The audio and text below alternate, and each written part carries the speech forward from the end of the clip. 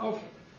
Is it morally right to bring people into existence without their consent, knowing that they will inevitably endure suffering during their life? Isn't it selfish? Good question. Tolstoy asked that question in his Confessions. And so if you're interested in an answer to that question, one of the things I would recommend is that you read that book.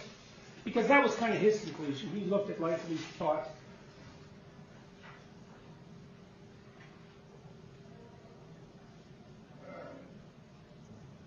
yeah, he tells this story. It's a Buddhist story about this guy who's out in the field and he's being chased by people who want to kill him. And so he jumps into this hole and he's hanging on.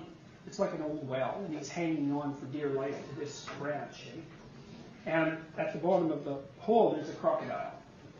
And so he's hanging on there, and while he's hanging on, he notices two things. There's some grapes on the vine, and then there's about two mice. One's a black mouse and one's a white mouse, and they're on either side of the vine, and they're chewing through it. And so he knows, he can get out and get killed, or he can fall and get killed, or he can wait. Well, so what he does is he eats the grapes, and it's a Buddhist story, Taoist story, because the white mouse is chaos or order, and the black mouse is chaos, and there's always things working at the vine of being. There's no doubt about it, and you're screwed no matter what you do, which is the moral of that story. And Tolstoy looked at that story and said, look, the only logical conclusion that you can draw from that is that life is so terrible that it shouldn't exist. And hey, Dostoevsky asked the same question in Brothers Karamazov. He has this character named Ivan, who's a smart, good-looking, tough guy, good intellect, perceptive, and cutting.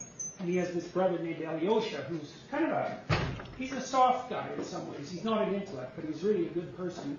Alyosha is kind of classically religious, and he wants to be a novitiate in a monastery.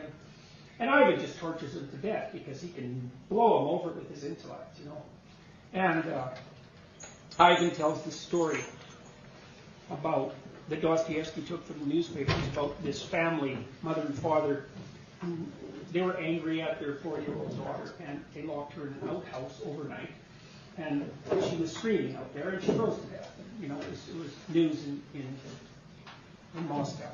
And Ivan basically says to Alyosha, it's like, who's making a case for the goodness of being or the goodness of God, depending on how you want to look at it. And Ivan says, how the hell can you bother? How can you even dare to make an argument like that? It's like, this is the sort of thing that happens in the world all the time. And then he asks Alyosha, look, would you be willing voluntarily to torture that girl to death to ensure that things would continue? And Alyosha says, well, no, I wouldn't do it. And Ivan says, well, I know you wouldn't do it. So it's like, what's your conclusion about that? Being shouldn't exist. And then Goethe asks the same question in Faust. He has a character named Mephistopheles. And Mephistopheles he's kind of the intellectual angle of Satan. That's one way of thinking about it. And he says the same thing. He's talking about his motivations. He says, well, what motivates the great adversary of mankind? And Mephistopheles says it's straightforward. Being is so terrible that it should be eradicated. Okay, fair enough. Strong argument. People have tried it. It's not clear to me that that's where we should go. So, because as far as I can tell, when people work for the eradication of being, it makes everything that they're complaining about way worse really fast. And so then the other thing you might ask yourself is, do you really think that's the motivation? It's really so pure-hearted. They're going to destroy mankind to save it. And they're making a judgment. The judgment is being is so terrible that it shouldn't exist. Now, don't get me wrong. I get the rationale for that argument. It's Ivan's rationale. It was never put more strongly than in the Brothers Karamazov. It's a famous passage, and rightly so. The question here was with regards to bringing children into the world. Well, it's a variation of the same question. The question is, what do you have to conclude if you're not going to do it? You're concluding that being is not justifiable. Well, that's a hell of a conclusion.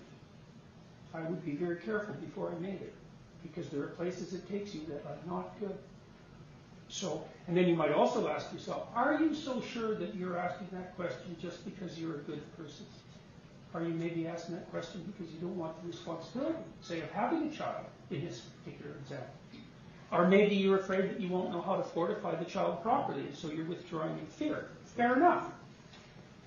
Look, what you do with children is you encourage them. And I mean that literally. It's like you have a little kid and you say, look, man, you can take on the world. And you don't sugarcoat it. It's like, it's all, fairy tales and roses. It's not.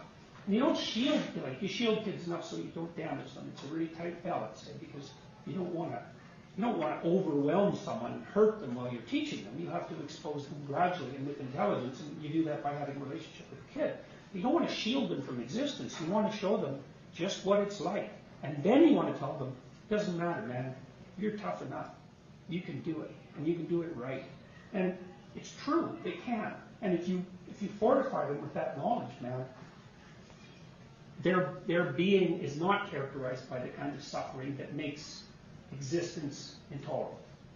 And so the answer isn't not to have children. The answer is to have them properly and to encourage them. And that's tough because, you're kind of fragmented and broken. And if you treat your child right, they might exceed you. And that's annoying. So you may do everything you can to bloody well make sure that your kid is broken enough so there's no way they're going to do any better than you. And so I wouldn't recommend that. But people do it all the time. But that doesn't mean that existence itself is insufficient. It just means that you're not handling it properly and you're making it far worse than it has to be. I mean, one of the things I asked myself a long time ago was, first of all, I know there's a distinction between tragedy and evil. That's an important distinction. Tragedy is when things happen that aren't good. Someone gets cancer. Your child slips and breaks his or her leg. Your parents die. That's tragedy. Evil is when something tragic happens because someone wanted it to happen. Okay, so we can distinguish between those two.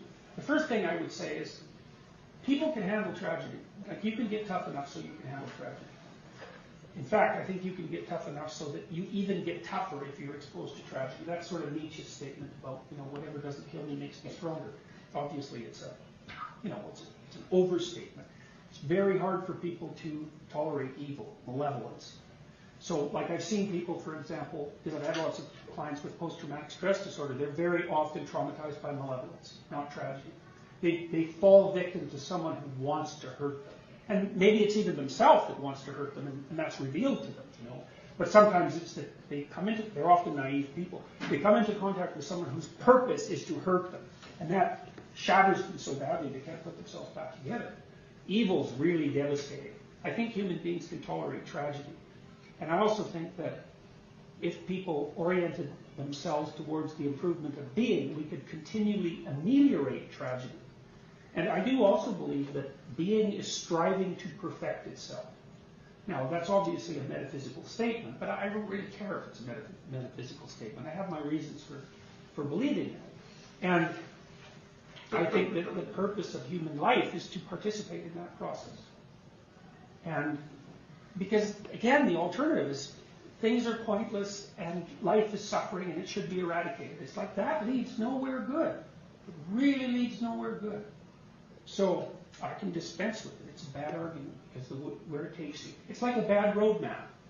Because most profound ideas are roadmaps. They tell you how to get from one point to another. Do you want to get to the depths of infernal chaos, or do you want to move towards something that approximates paradise? Well, you better make sure you have the right map. And so, and most belief systems are roadmaps. They're not descriptions of reality. They're not descriptions of objective reality. That isn't what they are. So, have kids, for God's sake. Well, look, it's 1/3 of your life. You will bloody well regret it if you don't do it. You're not going to be 20 forever or 30. Someday you're going to be 50 or 55. And maybe you'll be alone. And that's not so good. And so, you're a fool if you don't have kids. Now, I mean, I know people have their reasons, and some people have appropriate reasons and all of that. But if it's some ideological hang-up that's stopping you, you better dispense with that instead of dispensing with the kids.